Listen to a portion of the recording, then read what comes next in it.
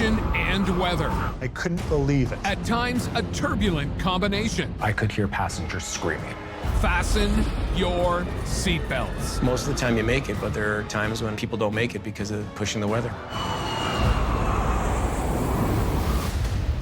Go, go, go, go! These are the stories from people who work in extreme weather. Oh, just lost a big window. It was just like a bomb went off. And nobody is coming to save you. And the storms they'll never forget. Wham! Crack! Bang! Bang! Bang! Holy we're going to die. Plus, the how and why behind the world's worst weather. Mother Nature is one mother.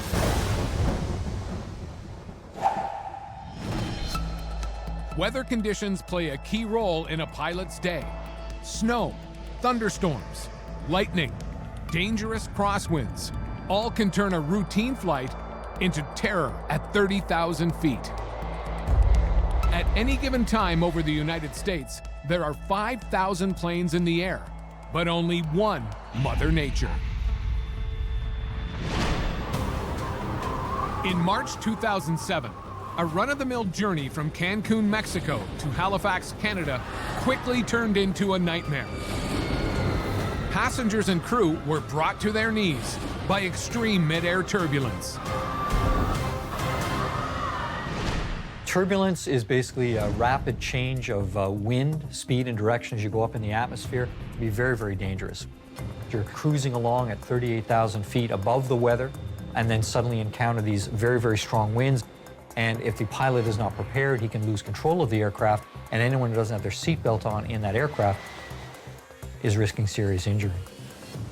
As a flight attendant, Michael Cruikshank has spent 18 years and thousands of hours in the air. He has experienced all types of weather, and all off the ground. In the air, I have experienced rain, snow, sleet. I've flown over tornadoes. I have flown over thunderstorms. Would you like a drink? Hurricanes, blizzards, you name it, I've flown through it. But there's one weather event I'll never forget. I'd never, ever experienced or seen a storm like this. It's getting worse out there. This one weather event changed my life. Cancun, Mexico. Passengers returning from a holiday in the sun board the plane for a 6-hour flight to Halifax, Canada. So the day started like any other day. I had done that flight between Cancun and Halifax hundreds of times. That flight was a full flight, 136 passengers. Seatbelt, sir? Great, thank you very much. Good evening, ladies and gentlemen. If you need anything, We are just up front here, so don't hesitate to ask, and thank you very much for flying with us. I'd flown with all these girls before. It was like a well-oiled machine. We all knew our roles. Everything was going to be a great day. But Mother Nature was about to throw a wrench into the well-oiled machine.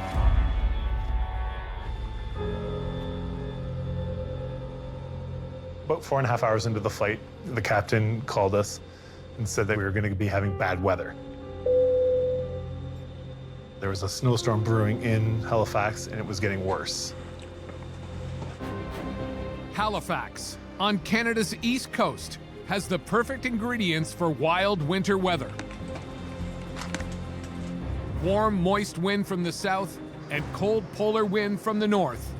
When they smash together, you get snow and turbulence high in the sky. Wind causes a lot of turbulence. Air masses that are moving quickly in opposite directions. A simulator is a great tool to train our pilots how to handle turbulence and other weather events. We can cause everything from thunderstorms to what we call wind shear, when the winds change directions very quickly. Dean Kramer trains pilots using a flight simulator to recreate severe weather conditions at high altitude. I can cause rain, hail, snow, falling snow. Of course, we can change the turbulence, moderate to light, clear, severe turbulence. You're going to notice the oscillation quite a bit. So we go to this, and we actually cause very heavy turbulence, which of course rocks the airplane back and forth. You can see that things are happening as far as the aircraft is concerned. And Mike's not making this happen. This is the simulator doing this. He's just compensating for it right now, which is causing the aircraft to jostle back and forth quite violently as we're experiencing.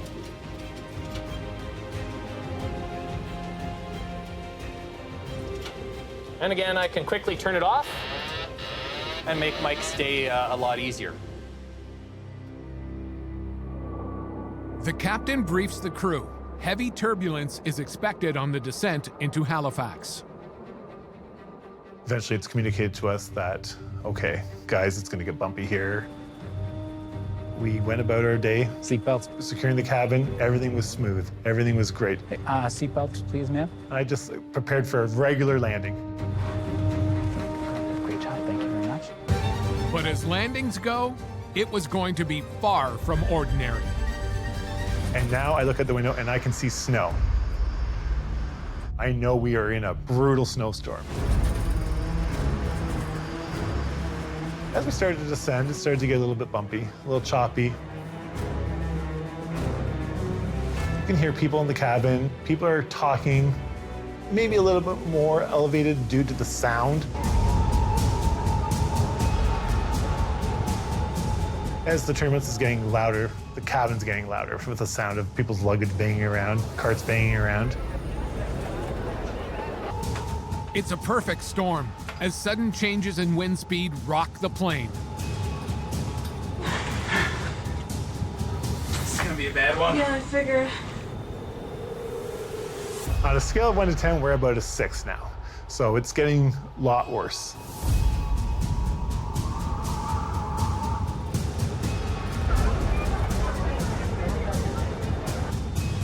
So as we're being tossed around violently in this weather, I look out my window, and what do I see? But lightning.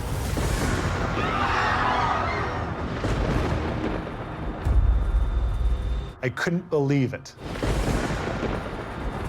So I didn't know what this was at the time. The next day, I found out that this was thunder snow. Thunder snow is a rare weather phenomenon. Snowfall is accompanied by thunder and lightning. It's getting worse and worse and worse. And we're only at about 10 minutes into descent. So I still know we have 20 minutes to descend into this snowstorm. I don't know what else is ahead of me. I don't know how it's going to get, but it's getting worse as the seconds go by. I remember saying to my flight attendant beside me, "This is bad. This is bad."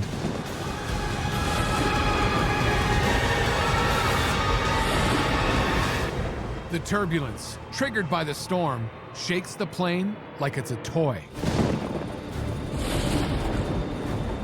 I've never been through anything like this before. It's violent. It's about an 8 out of 10. People are screaming at this point, absolutely terror screaming.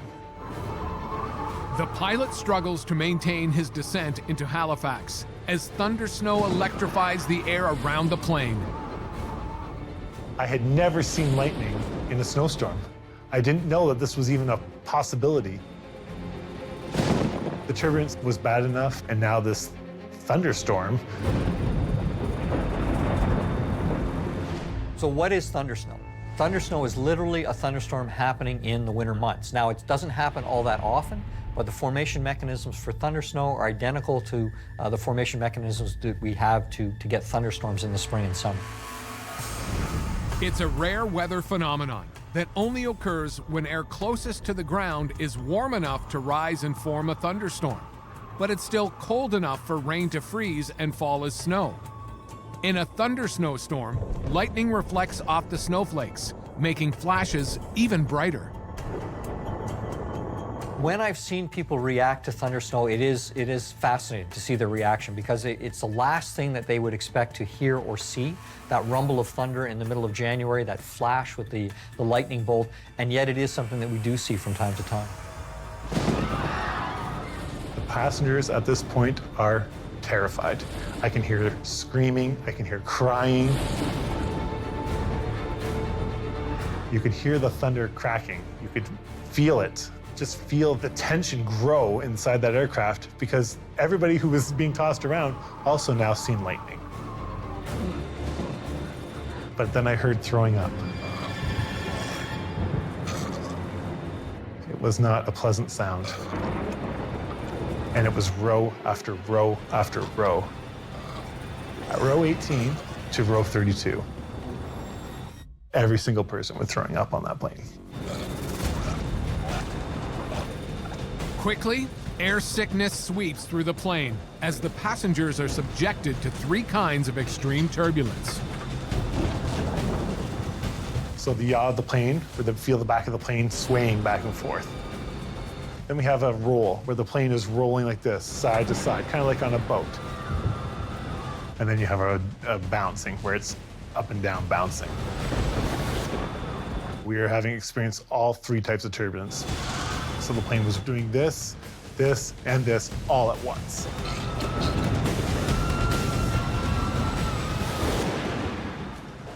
When we get into turbulence, a lot of the time it causes a lot of yaw, which makes the airplane's tail go back and forth. It's what makes people really sick. Again, if you're at the end of the aircraft, you're farther away from the center where it's actually turning, so it's actually worse at the back of an aircraft. I think that's an interesting thing. This one piece will make 52 layers. Watch on mobile devices or the big screen. All for free. No subscription required.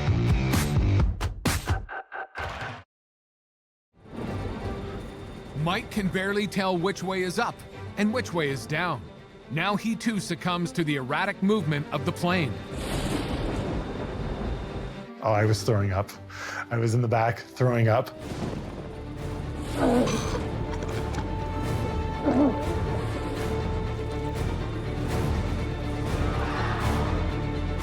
That moment in time, I wanted to be on the ground.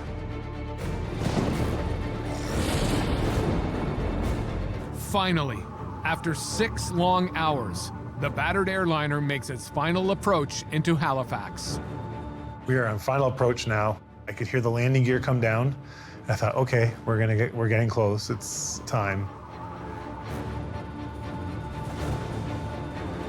And then the imaginable happened. You can hear the engine spool up. And as a flight attendant, you know that sound. You listen for that sound. That's an awful sound to a flight attendant. We're going back up.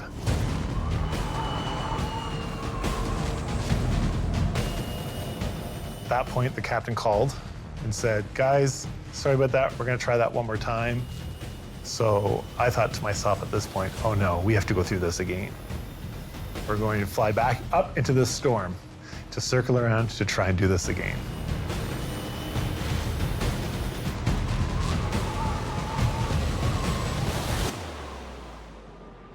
So some of the reasons why we aren't actually able to make the destination that we're trying to go to is we can have multiple things such as thunderstorms, which cause wind shear, which are of course dangerous for the aircraft to land in. We can have things where you get a lot of ice and snow, just like the highway on your car. You don't want to drive on it. Well, we don't want to land a 116,000-pound aircraft doing 200 kilometers an hour on an icy stretch of pavement. Passengers and crew brace themselves for a second attempt at landing as wind pounds the plane. We started our approach, 10,000 feet again, violent turbulence, shaking, rattling. The sound is something you never forget. The sound of brutal turbulence is engraved into my head. We started the descent again with the turbulence and got the spool up of engines one more time. And we had our second missed approach into Halifax. And I thought, oh no, what's going on? The wind and storm make it too dangerous to land. Air traffic control directs them to an alternate airport in Newfoundland. But the captain gets a fuel warning. They're running out of fuel and time. We had to fly back into the storm and try another airport that was closer, in St. John, New Brunswick.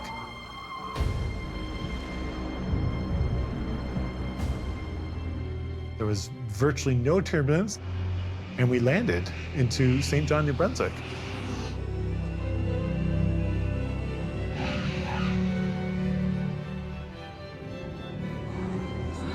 With a plane full of puke and scared nervous passengers. Thankfully, no one was injured on the flight. Because the pilot was warned of the oncoming turbulence, passengers remained belted into their seats. I was so thankful to be on the ground when we landed. To hug each other, to think, okay, we've been through that. That was scary.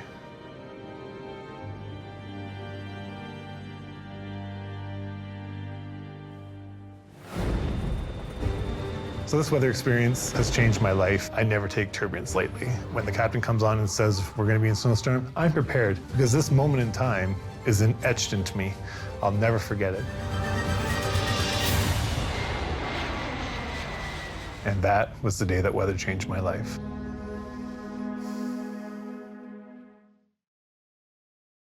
Although large commercial passenger airplanes can avoid bad weather by flying above storms, they can still be heavily affected by bad weather. But what happens to small aircraft in big weather conditions? Small aircraft are not built for high-altitude flights, so pilots are forced to fly alone through inclement weather where things can and do go wrong. The real concerns when we're talking about flying smaller aircraft, especially in the northern parts of our country, is you don't have an alternate airport to get to. You are going to rely on your skills as a pilot to tell you where you are and a really good knowledge of the weather en route. Because the real concern is if you run into trouble in the north flying one of these bush planes, there's not a lot of ways that you're going to be able to land safely somewhere. Laval Saint-Germain has been a pilot for 28 years. He's logged millions of air miles in all conditions, from scorching deserts to freezing glaciers. In my career as a pilot, obviously I've seen thousands of different weather events. Hailstorms, thunderstorms, wind shear, fog, driving snow, you name it. But in the summer of 1989, unexpected weather in Canada's remote north placed Laval between a rock and a hard place. More specifically, between nature and Mother Nature. With respect to weather and memorable events that I've flown through, I mean, I've been an airline pilot for 28 years. I've seen weather all over the world, from Australia to the high Arctic. And there's one time that I really remember. This is one weather event that I'll never forget.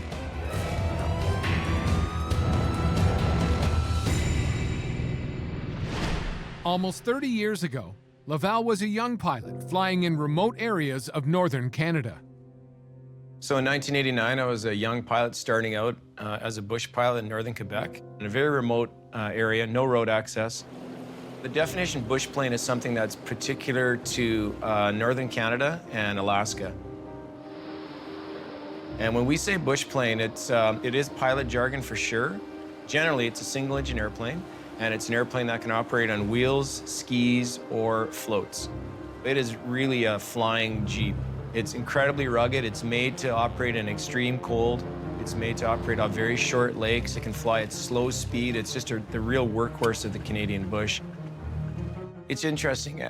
As you progress in your aviation career, weather becomes, it's a determinant of a lot of things, and it impacts you in a lot of ways, but you're flying aircraft that are far more weather capable than the smaller aircraft you flew as an inexperienced pilot. So it's a bit ironic that as you become more experienced, the aircraft you fly are more resistant to weather. In airline aviation, you're outside of the weather other than for approach and landing and departure. You're above it. You're sitting in the high 30,000 foot range or low 40,000 foot range. It's always sunny up there. It's 99% of the time, it's clear blue sky. As a young pilot, though, you have to be more aware of, you have to have a better weather knowledge because you're always in it. You're always flying in the weather. You are in the weather, either under it or in it.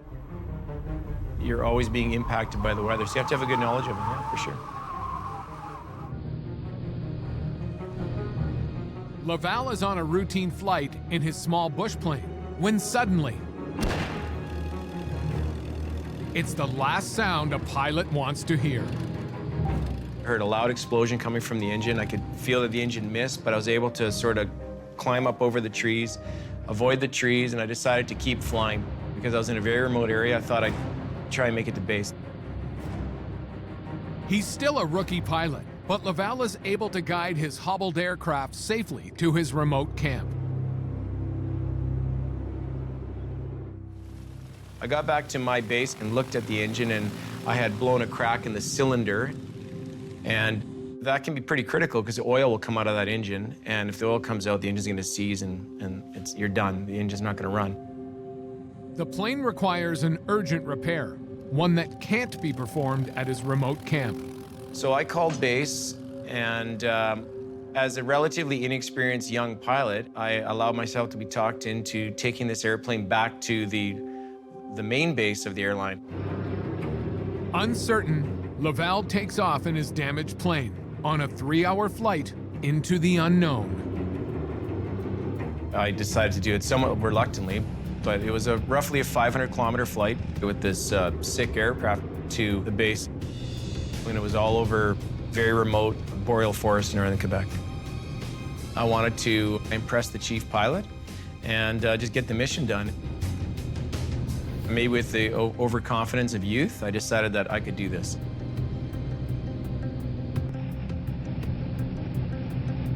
My experience level was probably slightly higher because I had grown up with a dad who had airplanes. He was a private pilot, so I was always exposed to airplanes. We had Cessnas kicking around all the time, so I was always flying. I'd say I had probably slightly higher than average experience at that time as a young bush pilot. Certainly when we're talking about weather hazards for small aircraft, for pilots that fly these small planes, visual flight rules for a lot of these pilots is very important, which means a knowledge of your surroundings, both in the horizontal as well as being able to see the ground below you.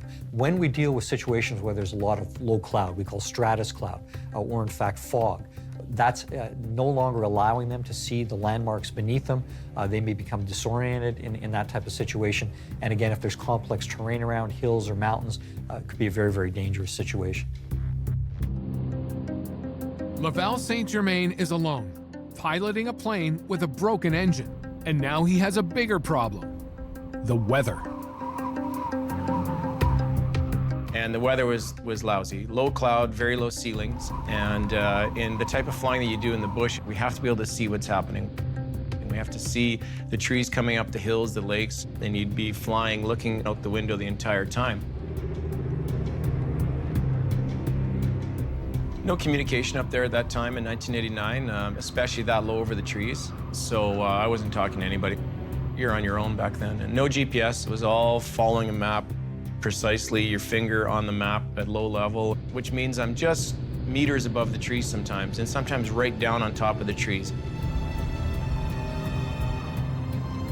And the reason I had to do that was that it was cold and the freezing level was just slightly above the trees, and every time I tried to climb up higher, ice would start to form on the airplane, on the propeller and on the leading edge of the wings.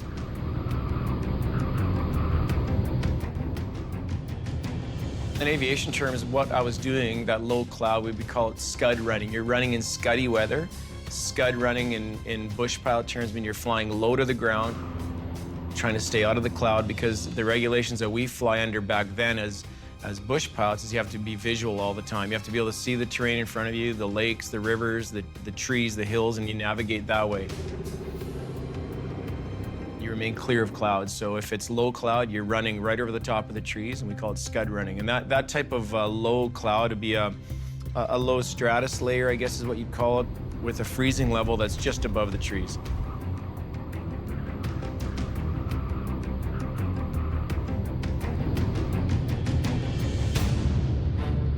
Aircraft of this type, these bush planes, don't have the ability to fly in icing conditions.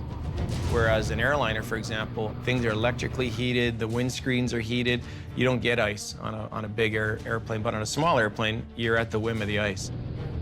But I didn't realize where the freezing level was, because where I was, there was no way to find out what the freezing level was unless I actually flew into it.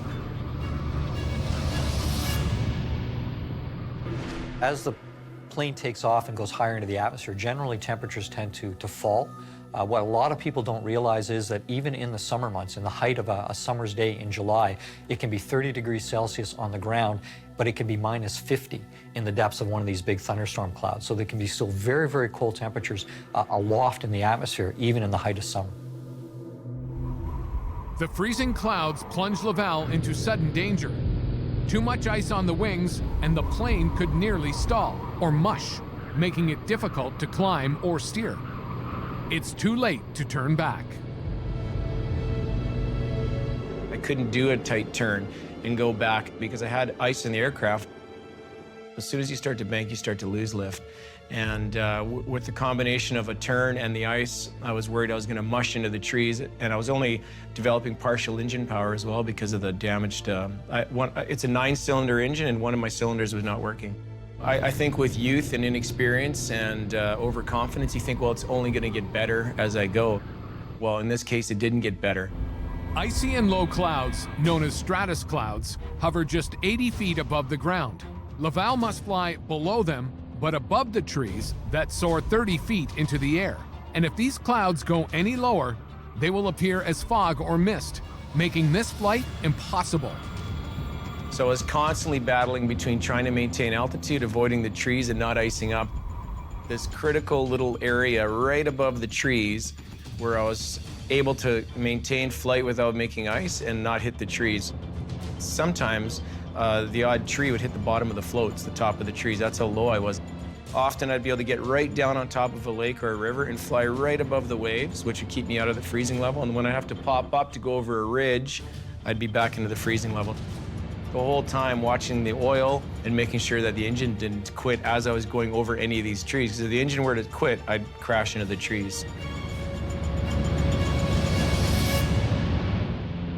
I was constantly searching with my peripheral vision to see trees coming up, rivers and lakes that I could lose altitude, get down over the water, melt some of this ice off, climb back over into the freezing layer, build up more ice, dive back down. It was a cat and mouse game. You know, I was the mouse, the trees were the cat, and the clouds were the cat, and safety was in that layer right between them. I guess I was, in a way, threading the needle between the two, between the tops of the trees and the freezing layer. Low-lying cloud, or fog, is filled with supercooled water droplets. However, when temperatures drop and these cloud droplets adhere to the metal of an airplane, it's a flight or fight scenario.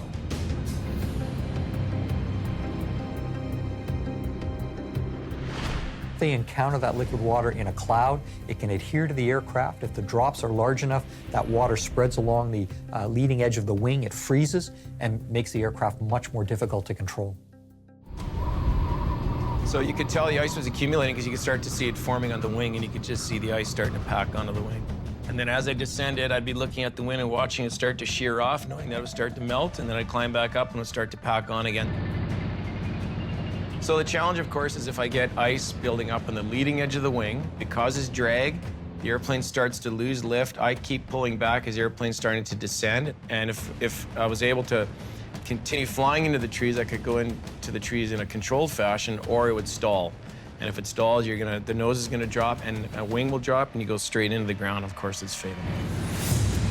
Desperate, Laval considers ditching the mission and trying to land on a lake.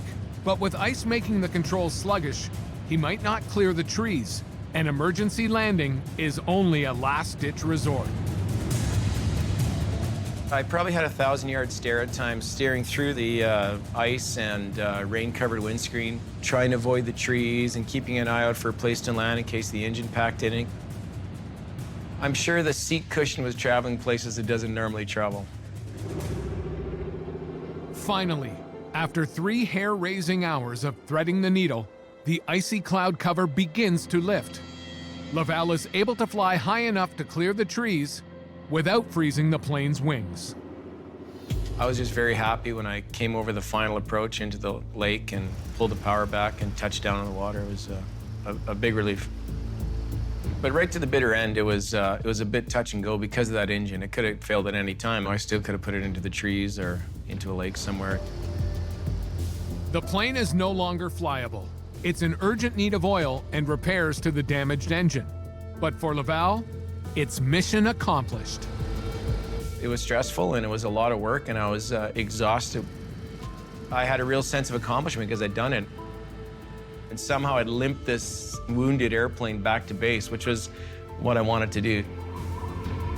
Pitched against unpredictable weather, Laval needed to muster all his skill, judgment, and limited experience to survive. You're doing something where you're right at your limits, both for you as an aviator and the limits of that airplane. Pilots, we give the feminine attributes to airplanes. We call them her or she. And the registration was Juliet Alpha Bravo, and I always think that Juliet Alpha Bravo got me through. That bird got me back safely. What I learned about weather in this flight was how critical a few feet or meters can be to either success or failure when you're right at that freezing level. In hindsight, I wouldn't have done that flight again. I can sit here and talk about the fact that it was a success, and I know that all bush pilots across Canada and Alaska, for example, we've all done these trips. Most of the time you make it, but there are times when people don't make it because of pushing the weather. Pushing the limits of the weather, pushing the limits of the guy flying the airplane, and pushing the limits of the airplane. And, you know, I'm lucky to be able to talk about it. And that was a weather event that I'll never forget. Turbulence, lightning strikes, thunderstorms, and low clouds. Extreme weather can threaten any aircraft, no matter what the size. And normally, airlines can forecast and plan for most types of weather-related turbulence, but there's one kind that's impossible to predict. It's invisible to radar, strikes fear in pilots, and can force passengers and crew to hold on for dear life.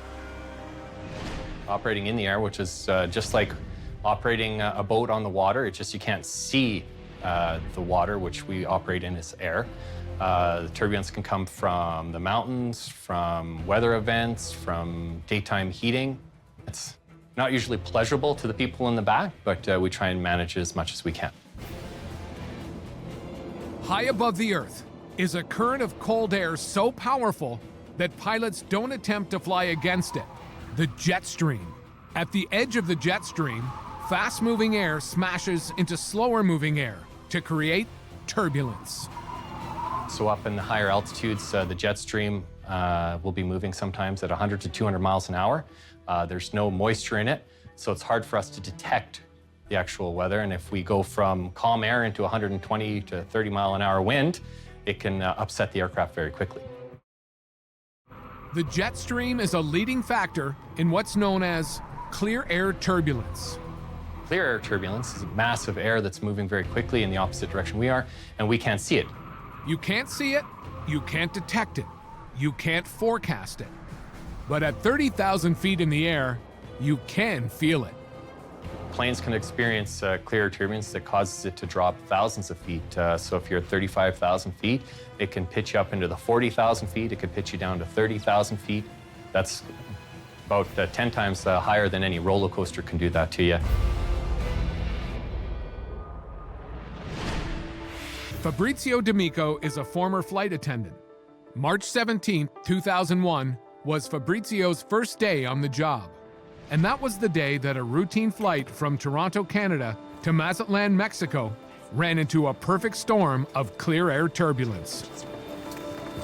As a former flight attendant, I have been through hundreds and hundreds of storms in the air.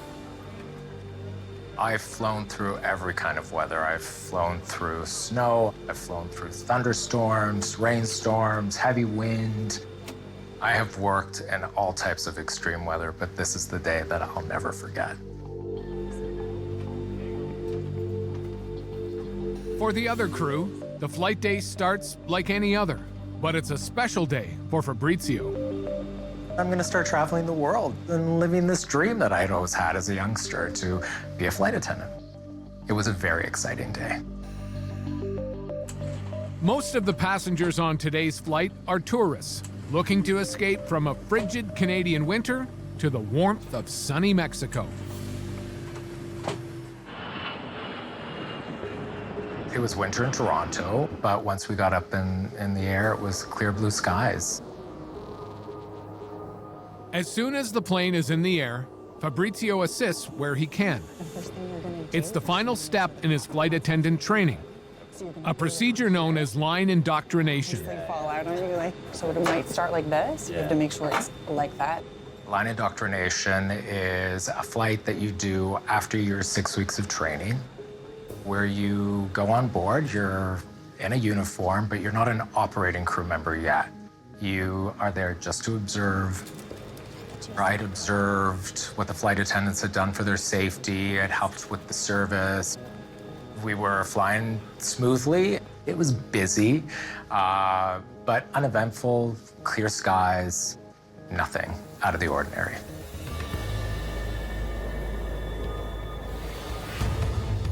We were about 3 hours into the flight. We were 38,000 feet when all of a sudden this plane just drops.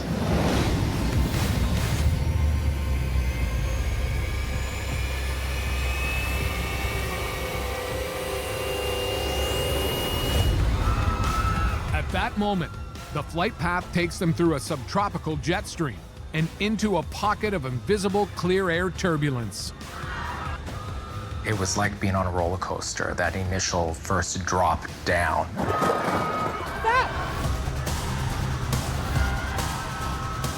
We were all thrown, and the seatbelt sign came on.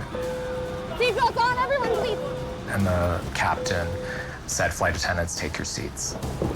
Seatbelts on, everyone, please. So the other flight attendant started to immediately try to secure the galley. And I went to assist her, and she immediately just shouted, "No, take your seat, strap yourself in." Hey, buckle up! So I did. Fabrizio manages to get himself strapped in, but his fellow flight attendant still has to get the galley locked down. Things are falling on the ground. Jugs of juice, pop cans had fallen on the floor.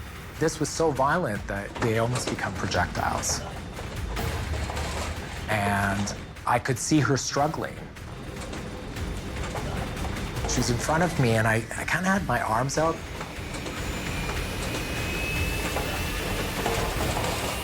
And then this plane drops again, and she went up. And, I had to grab onto her and pull her into my lap and hold on to her for a good 30 seconds because this plane was just shaking so violently.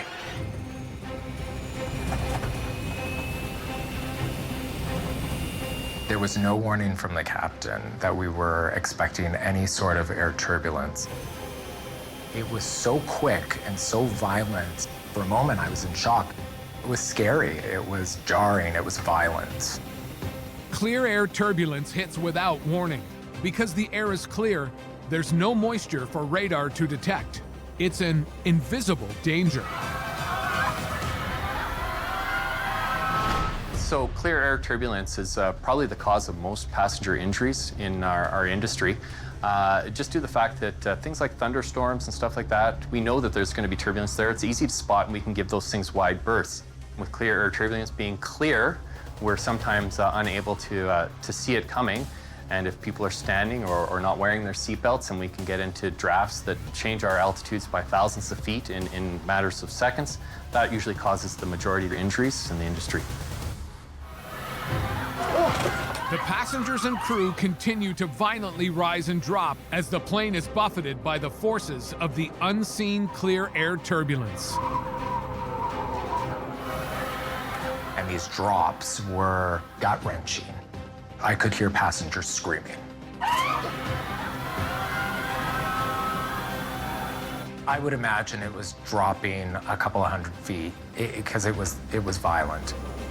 Now, one violent drop causes the attendant to lose her grip and sends the duty-free cart wildly careening down the aisle out of control.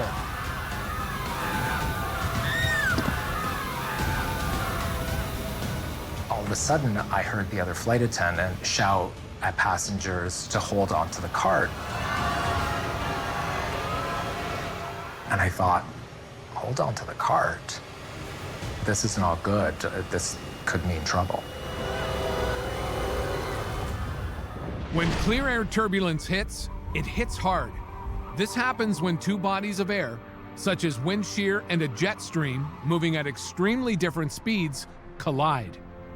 Today, with the introduction of tablet computers and flight decks, pilots now have real-time access to turbulence information and do their best to avoid areas of rough air.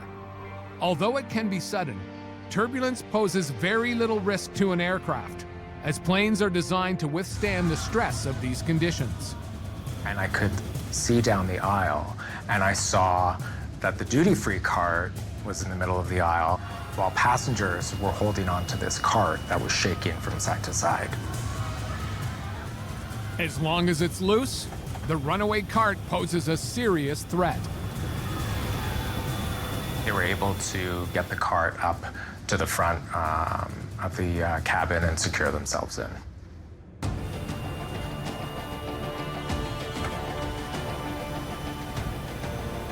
That's when I kind of snapped into what was happening, because up until then, it was so quick, I was in a bit of shock. There's no warning. We went from 0 to severe. It was just immediate.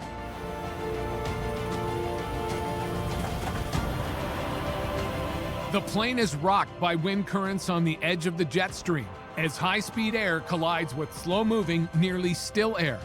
But 6 miles high above the Earth, the jet stream isn't the only threat. So there's another type of turbulence that we call mountain waves. So as you're coming over the rocks, the high-speed winds that are up in the upper levels will go over top of the rocks. And as they come over the other side of the rocks, it'll actually roll off. And as we fly through them, we get turbulence. Think of it as going down a river in a raft. And as you get into the rapids, which are those high-moving waters over the rocks, much like the air is, then you get into turbulence, except they don't have a seatbelt sign like we do. Turbulence hammers the plane, now from 2 different fronts, the jet stream and mountain waves. I could hear the engines were working very hard, and the captain was trying to fly through this turbulence, but it wasn't helping.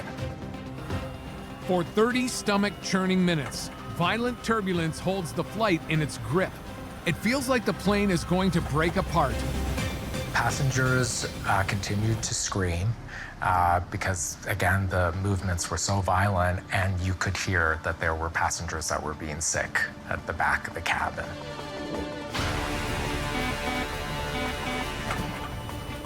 For a moment, Fab thinks his first flight is also going to be his last.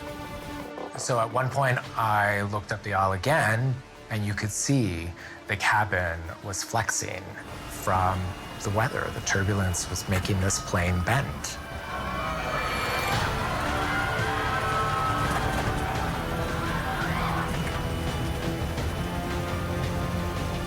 Even on descent into Mazatlan, this plane is shaking, it's dropping, it's shimmying from side to side. It was still very violent.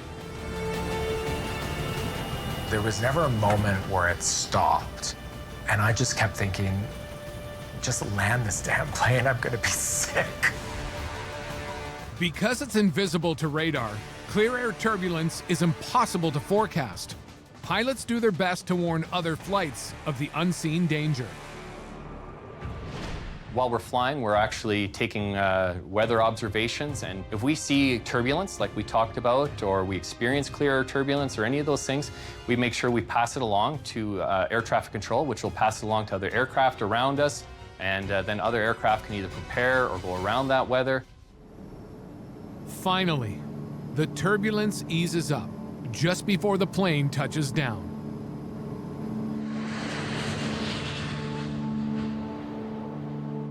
Back on Earth, the weather is calm and clear. There's no hint of the hidden danger high in the sky. We finally land, and as passengers are getting off the aircraft, they were green.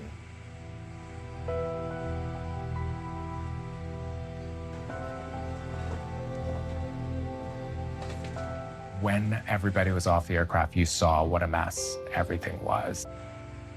The cabin was a disaster. The galley was a disaster. It was like a tornado had just gone through the cabin.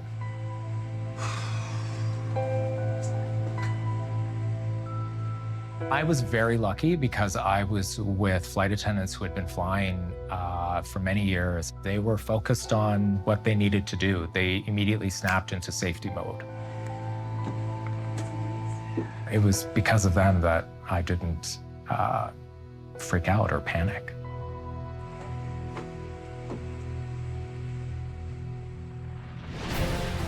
For Fab, an exciting day turned into a terrifying nightmare. Trapped with nowhere to escape 38,000 feet in the air. It left him bowed, but not broken by the power of extreme weather.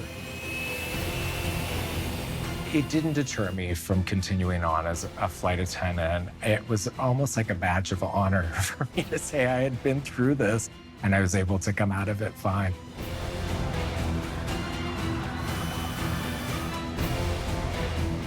And that was the day weather changed my life.